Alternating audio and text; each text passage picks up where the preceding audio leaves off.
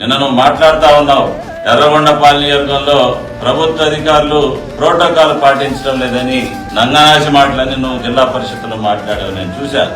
నువ్వు ఆదిమూలపు సురేష్ మంత్రిగా ఉన్నప్పుడు 4 నెలల ముందు నువ్వు ఇన్ఛార్జిగా వచ్చావు. నువ్వు 4 నెలల ముందు ఇన్ఛార్జిగా వచ్చి నీకు కళ్ళు దొబ్బాయని నేను అడుగుతా ఉన్నా. నువ్వు ప్రభుత్వ ఏరియా హాస్పిటల్లో నీ పేరు ఈ శిలాఫలకంలో ఎందుకేసుకున్నావని చెప్పేసి నేను అడుగుతా ఉన్నా. నువ్వు ఈ రోజు మాట్లాడుతూ ఉన్నావు ఇన్ఛార్జీలకి ఏం స్థాయి ఉందని మాట్లాడుతున్నావు. నీకేం స్థాయి ఉండి ఆ రోజు హాస్పిటల్ మీద ప్రోటోకాల్ మరిచి ప్రోటోకాల్ ధ్వంసం చేసి మంత్రి గారి తర్వాత నీ పేరు ఇచ్చుకున్నటువంటి సాక్షి మీదుగా పోయి చూసుకో.